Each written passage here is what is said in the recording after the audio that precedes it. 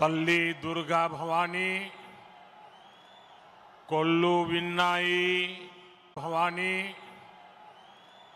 कोल्लू विन्नाई पुण्य भूमि पे मी अंदरीनी कलवड़म नाको आनंदमुहा उन्नति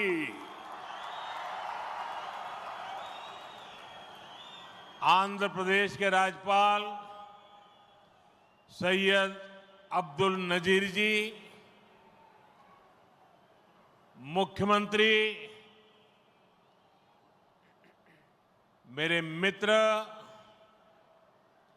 श्री चंद्रबाबू नायडू जी, केंद्रीय कैबिनेट के मेरे सहयोगी, केंद्रीय कैबिनेट के मेरे सहयोगी मंत्रीगण, डिप्टी सीएम ऊर्जावान पवन कल्याण जी, राज्य सरकार के मंत्रीगण, सभी सांसद और विधायकगण और आंध्र प्रदेश के मेरे प्यारे भाइयों और बहनों, आंध्र प्रदेश गवर्नर सैयद अब्दुल नजीर गारू, मुख्यमंत्री ना मित्रुलु चंद्रबाबु नायडू गारू, केंद्र मंत्रिवर्गंलो ना सहचर मंत्रुलु, डिप्यूटी मुख्यमंत्री శక్తివంతుడు పవన్ కళ్యాణ్ గారు, రాష్ట్ర మంత్రులు, ఎంపీలు, ఎమ్మెల్యేలు మరియు ఆంధ్రప్రదేశ్ రాష్ట్రానికి చెందిన నా ప్రియమైన సోదర సోదరీమణులారా, आज जब मैं इस अमरावती की पुण्य भूमि पर खड़ा हूं तो मुझे केवल एक शहर नहीं दिख रहा, मुझे एक सपना सच होते दिख रहा है। एक नया अमरावती, एक नया आंध्र। अमरावती वो धरती है जहां परंपरा और प्रगति दोनों साथ चलते हैं, जहां बौद्ध विरासत की शांति भी है और विकसित भारत के निर्माण की ऊर्जा भी है। आज यहां करीब 60,000 करोड़ रुपए के प्रोजेक्ट का शिलान्यास और लोकार्पण किया गया है। ये प्रोजेक्ट सिर्फ कंक्रीट का निर्माण नहीं है, ये आंध्र प्रदेश के आकांक्षाओं की, विकसित भारत की उम्मीदों की मजबूत नींव भी है। मैं भगवान वीरभद्र, भगवान अमरलिंगेश्वर और तिरुपति बालाजी के चरणों में प्रणाम करते हुए आंध्र प्रदेश की सम्मानित जनता को बहुत बहुत बधाई देता हूं। मुख्यमंत्री चंद्रबाबू नायडू गारू और पवन कल्याण जी को भी मैं बहुत बहुत शुभकामनाएं देता हूं। అమరావతి అనే పుణ్యభూమిపై ఈ రోజు నేను నిలబడి ఉన్నప్పుడు నాకు కనిపిస్తున్నది ఒక నగరం మాత్రమే కాదు, నాకు ఒక కల నిజమవుతుంది అన్న భావన కలుగుతుంది। ఒక కొత్త అమరావతి, ఒక కొత్త ఆంధ్రప్రదేశ్। అమరావతి అంటే సాంప్రదాయం మరియు పురోగతి కలిసి నడిచే భూమి। ఇక్కడ బౌద్ధ వారసత్వం యొక్క శాంతి ఉంది, అలాగే వికసిత భారతదేశాన్ని నిర్మించుకోగలిగిన శక్తి కూడా ఉంది। ఇవాళ సుమారు 60,000 కోట్ల రూపాయలు విలువైన ప్రాజెక్టులకి శంకుస్థాపనలు మరియు ప్రారంభోత్సవ కార్యక్రమాలు చేస్తున్నాం। ఇవి కేవలం కాంక్రీట్ నిర్మాణాలు మాత్రమే కావు, ఇవి ఆంధ్రప్రదేశ్ ఆశలకు మరియు వికసిత భారతదేశ ఆశయాలకు ఒక బలమైన పునాది వేయబోతుంది। నేను వీరభద్ర స్వామికి, అమరలింగేశ్వర స్వామికి మరియు తిరుపతి వెంకన్న స్వామికి వారి పాదాలకి నమస్కరిస్తూ ఆంధ్రప్రదేశ్ ప్రజలకు హృదయపూర్వక శుభాకాంక్షలు తెలియజేసుకుంటున్నాను। అలానే ముఖ్యమంత్రి చంద్రబాబు నాయుడు గారికి, పవన్ కళ్యాణ్ గారికి నా ప్రత్యేక శుభాకాంక్షలు తెలియజేస్తున్నాను। साथियों, हम सब जानते हैं इंद्रलोक की राजधानी का नाम अमरावती था और अब अमरावती आंध्र प्रदेश की राजधानी है। ये सिर्फ संयोग नहीं है, ये स्वर्ण आंध्रा के निर्माण का भी शुभ संकेत है। स्वर्ण आंध्रा विकसित भारत की राह को मजबूत करेगा और अमरावती स्वर्ण आंध्रा के विजन को ऊर्जा देगी। अमरावती केवलम ओक नगरम कादु, अमरावती ओक शक्ति आंध्र प्रदेश नो आधुनिक प्रदेश का मार्चे शक्ति, आंध्र प्रदेश नो अधुनातन प्रदेश గా మార్చే శక్తి। మిత్రులారా, ఇంద్రుడి తాలూకా రాజధాని పేరు అమరావతి అని మన అందరికీ కూడా తెలుసు. ఇప్పుడు అమరావతి మన ఆంధ్రప్రదేశ్ రాష్ట్రానికి రాజధానిగా నిలిచింది. ఇది కేవలం యాదృచ్ఛికం కాదు, ఇది స్వర్ణ ఆంధ్రప్రదేశ్ రాష్ట్ర నిర్మాణానికి శుభ సూచకం అనేది తెలియజేస్తున్నాను. స్వర్ణాంధ్ర వికసిత భారతదేశ సంకల్పానికి బలమిస్తుంది. అలానే అమరావతి మన స్వర్ణాంధ్ర విజన్ కు శక్తినిస్తుంది. అమరావతి అంటే కేవలం ఒక నగరం కాదు, అమరావతి ఒక శక్తి. ఆంధ్రప్రదేశ్ కు ఆంధ్రప్రదేశ్ గా అధునాతన ఆంధ్రప్రదేశ్ గా మార్చే శక్తి అని తెలియజేస్తున్నాను. साथियों, अमरावती एक ऐसा शहर होगा जहां आंध्र प्रदेश के हर नौजवान के सपने साकार होंगे। Information technology, artificial intelligence, green energy, clean industry, शिक्षा और स्वास्थ्य, आने वाले कुछ सालों में इन सारे सेक्टर्स में अमरावती एक लीडिंग सिटी बनकर खड़ा होगा। इन सारे सेक्टर्स के लिए जो भी इंफ्रास्ट्रक्चर जरूरी होगा, केंद्र सरकार उसे रिकॉर्ड स्पीड से पूरा करने में राज्य सरकार की पूरी मदद कर रही है। మిత్రులారా, అమరావతి అనేది ప్రతి ఆంధ్ర యువకుడి కలలు నిజమయ్యే నగరంగా తయారవబోతుంది. Information technology, artificial intelligence, green energy, clean industries, విద్య, ఆరోగ్య రంగాల్లో రానున్న రోజుల్లో అమరావతి దేశంలోనే ప్రధాన నగరంగా నిలవబోతుంది. ఈ రంగాల కోసం అవసరమైన మౌలిక వసతులు నిర్మించడానికి కేంద్ర ప్రభుత్వం రికార్డు స్పీడ్తో పనులు పూర్తి చేయడానికి రాష్ట్ర ప్రభుత్వానికి సంపూర్ణ సహకారం అందించబోతుందని తెలియజేస్తున్నాను. अभी हमारे चंद्रबाबू जी टेक्नोलॉजी को लेकर के मेरी भारी तारीफ कर रहे थे, लेकिन मैं आज एक रहस्य बता देता हूं। जब मैं गुजरात में नया मुख्यमंत्री बना तो मैं बाबू हैदराबाद में बैठ कर के किस किस प्रकार के इनिशिएटिव ले रहे हैं उसका बड़ा बारीकी से अध्ययन करता था और मैं उसमें से बहुत कुछ सीखता था और उसे आज मुझे लागू करने का अवसर मिला है।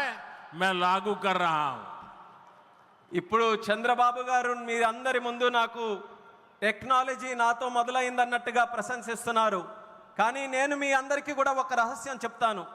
నేను సరికొత్తగా ముఖ్యమంత్రి అయినటువంటి రోజుల్లో గుజరాత్లో ఉన్నప్పుడు అప్పుడు చంద్రబాబు నాయుడు గారు ఆంధ్రప్రదేశ్లో హైదరాబాద్లో ఐటీని ఏ రకంగా డెవలప్ చేస్తున్నారో నేను క్లోజ్గా అబ్జర్వ్ చేసి అధికారులను కూడా పెట్టి అబ్జర్వ్ చేయించి ఆ రోజు నేను చాలా దగ్గరగా తెలుసుకున్నటువంటి విషయాలు మళ్ళీ తిరిగి ఈరోజు ఆంధ్రప్రదేశ్కి వచ్చి మళ్ళీ మీ అందరి ముందు ఈరోజు నేను చేయగలుగుతున్నానన్నది తెలియజేస్తున్నాను.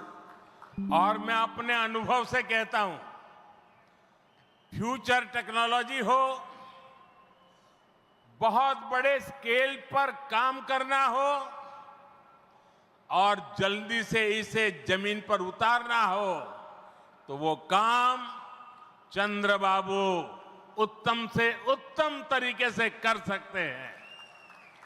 అలాగే నా అనుభవంతో చెప్తున్నాను, పెద్ద స్కేల్లో ప్రాజెక్టులు చేయాలన్నా తొందరగా అవి పూర్తి చేయాలన్నా మంచి క్వాలిటీతో అవన్నీ కూడా పూర్తి చేయాలన్నా దేశంలో చంద్రబాబు నాయుడు గారి కంటే దాంట్లో మిన్న మరెవ్వరూ కూడా లేరు అనేది ఈ సభాముఖంగా తెలియజేస్తున్నాను.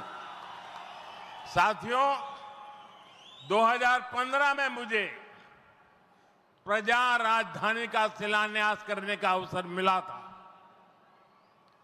बीते सालों में केंद्र सरकार ने हर प्रकार से अमरावती के लिए मदद दी है। यहां बेसिक इंफ्रास्ट्रक्चर के निर्माण के लिए सभी कदम उठाए गए हैं। अब चंद्रबाबू गारू के नेतृत्व में राज्य सरकार बनने के बाद सारे ग्रह जो लगे थे अब हट गए हैं। यहां विकास कार्यों में तेजी आ गई है। हाई कोर्ट, विधानसभा, सेक्रेटेरिएट, राजभवन, ऐसी कई जरूरी बिल्डिंग बनाने के कामों को भी प्राथमिकता दी जा रही है।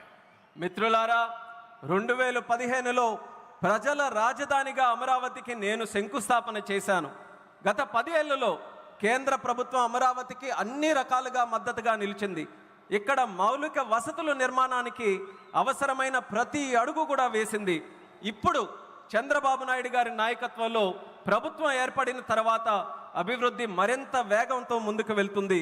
ఇక్కడ హైకోర్టు, అసెంబ్లీ, సచివాలయం, రాజ్భవన్ వంటి అవసరమైన నిర్మాణాలకు ప్రస్తుతం ప్రాధాన్యత ఇస్తుంది. साथियों,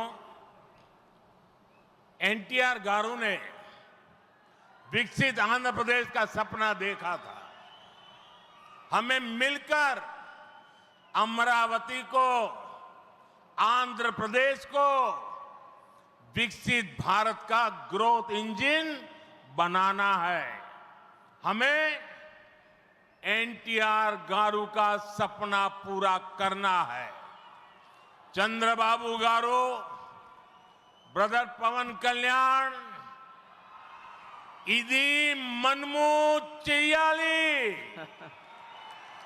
ఇది మనమే చెయ్యాలి.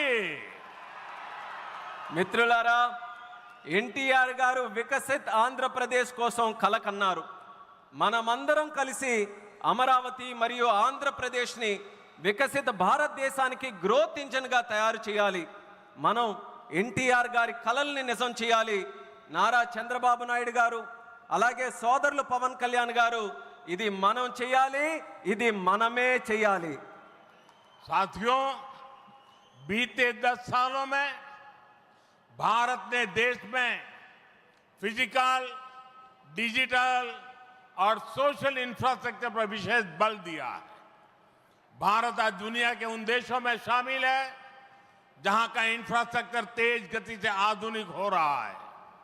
इसका फायदा आंध्र प्रदेश को भी मिल रहा है।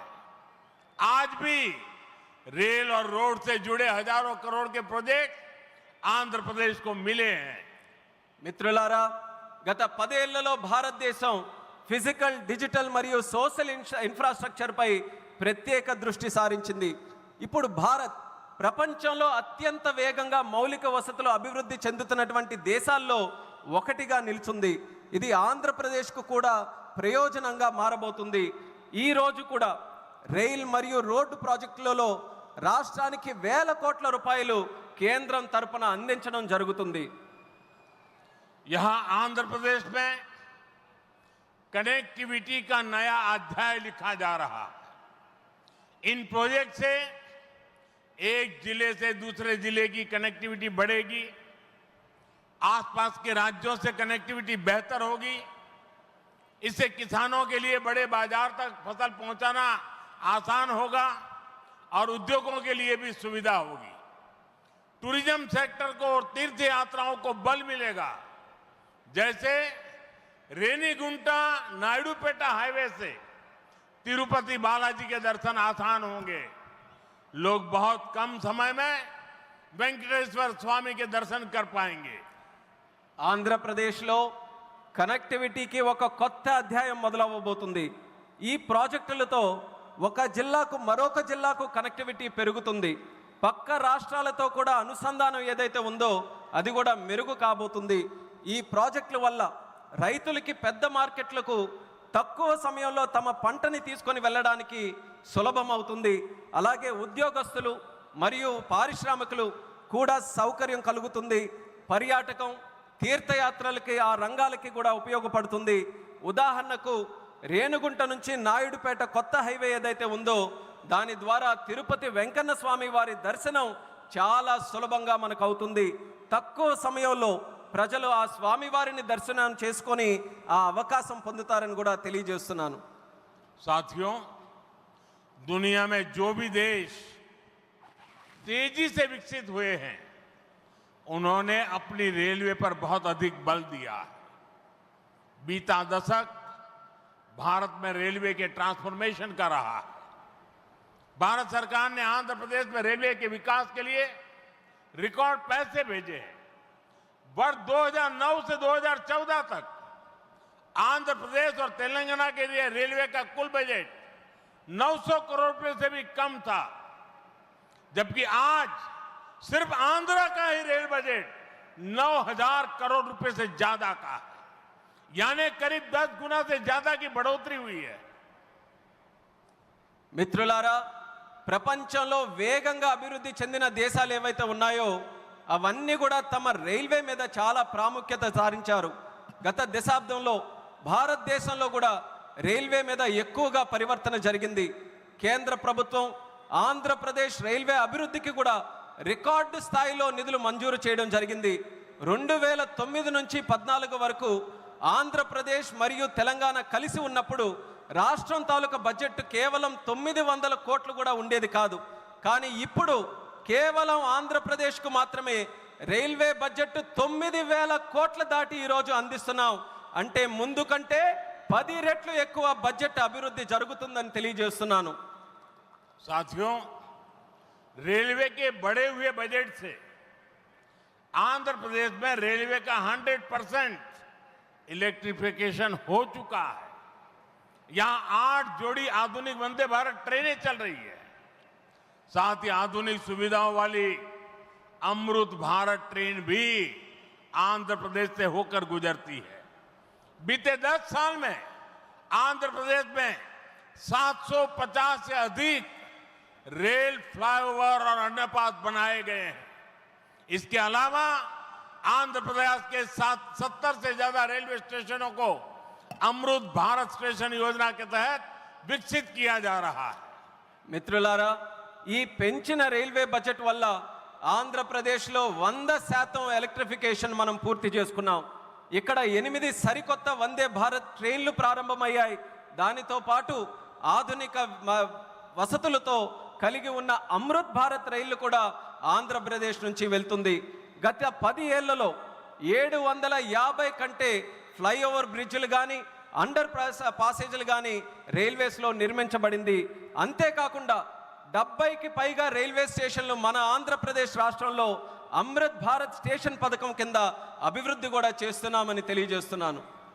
साथियों, इंफ्रास्ट्रक्चर के लिए जब इतने सारे काम होते हैं तो उसका बहुत मल्टीप्लायर इफेक्ट होता है। इंफ्रास्ट्रक्चर के निर्माण में जो रॉ मटेरियल लगता है उसे मैन्युफैक्चरिंग इंडस्ट्री को बल मिलता है। सीमेंट का काम हो, स्टील का काम हो, ट्रांसपोर्टेशन का काम हो, ऐसे हर सेक्टर को इससे फायदा होता है।